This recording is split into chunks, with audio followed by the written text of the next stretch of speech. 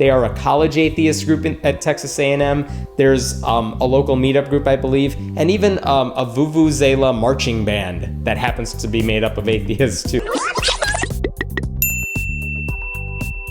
You may have heard that in the military, they're about to give full benefits to same-sex couples, which is great. It's a long time overdue. And that means they can get married and get, the legal benefits that marriage provides.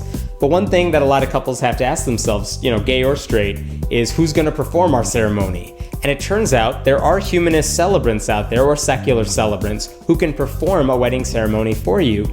And in a really cool twist, a group called the Humanist Society that kind of licenses people to perform these ceremonies, they have a number of people who said, if you ask us, if you're in the military and you are a same-sex couple and you want to get married, we will perform your ceremony for free through the end of the year.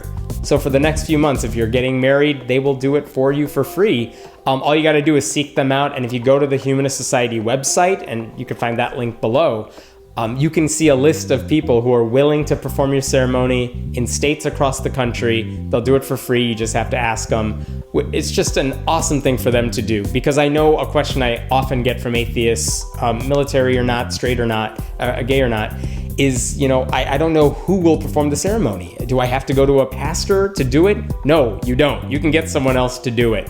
So hopefully people will take them up on their offer in this case. And I hope it works out well, because that's a really cool promotion. Arian Foster is a running back for the Houston Texans in the NFL, and he posted this article, seemingly out of nowhere, I guess, on a Yahoo website, where he explained the sort of things he would teach to his daughter as she's growing up.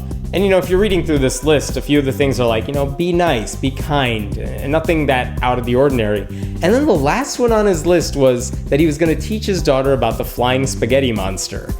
And what made that really interesting, it wasn't that he was going to teach her not to believe in God, but he was going to teach her that, some people believe in God, some people don't believe in God.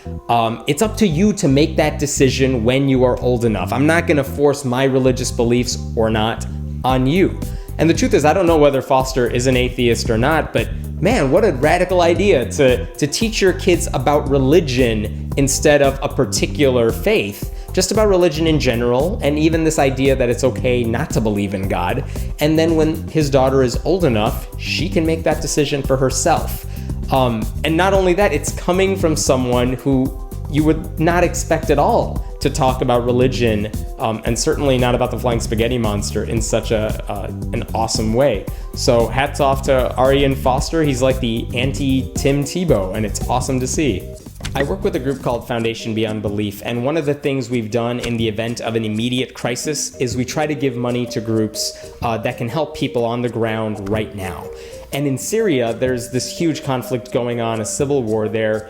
And politics aside, a lot of people in Syria are trying to leave the country. They're trying to go other places, they're refugees, and humanitarian groups just don't have the funding they need to help them out and give them, a place to live and the things they need to survive.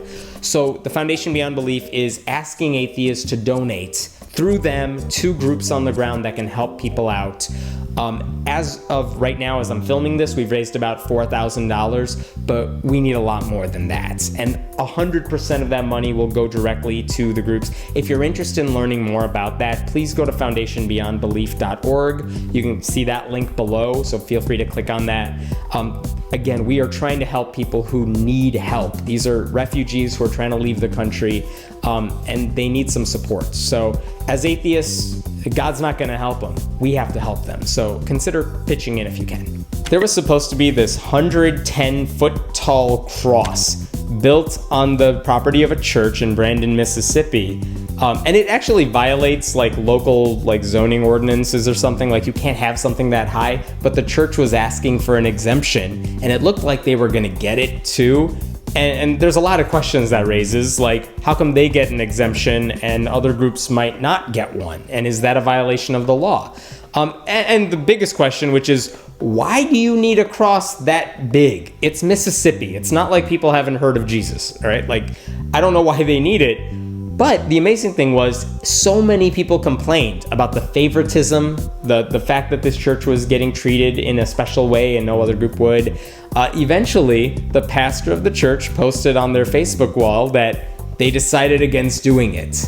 And they didn't want to do it anymore. They had a lot of internal struggle, and I think that means a lot of people in their own church were complaining about it, that they decided just not to do it at all. So I guess that's a happy ending. I mean, it's still Mississippi, it's still overwhelmingly Christian, but at least in this one location, they're not going to have a giant cross looming over them. So I suppose that's a small victory in that state. In Texas, there's a newly formed group called the Brazos Valley Coalition of Reason, and they just put up a billboard that says, "Don't believe in God, you're not alone." And we've seen that billboard across the country. A group called the United Coalition for Reason has put up billboards like that in, I think, 34 states now, plus the District of Columbia. But not only did this group in Texas put up these billboards, they put it up near College Station, Texas. And what's happening in College Station, Texas this weekend? It's one of the biggest college football games of the year between Texas A&M and Alabama. Like the number 6 ranked team with Heisman Trophy winner Johnny Manziel and the number 1 ranked Alabama. It's like a huge game. All these people are going to be in the area to watch the game, try to get last second tickets, or, you know, at a local bar or something to watch the game on a big screen. And hey, you know what? When all those people are coming into the area, they're gonna see these billboards. And I love the message because it's not anti-religion. It's just saying, hey, you looking at this billboard, if you don't believe in God, cool, we don't either. So come check us out and find us, and maybe if you're interested, come to one of our meetings. And the meetings, I mean, the groups that make up this coalition, they are a college atheist group at Texas A&M. There's a local meetup group, I believe, and even a Vuvuzela Marching Band that happens to be made up of atheists too. So it's a nice, diverse group of people. So hopefully, you know, during the big game this weekend, people will pay attention to, you know, a little more than just football. My name is Hemant Mehta, and I write at friendlyatheist.com. We'd love to hear from you, so please leave your questions and comments below.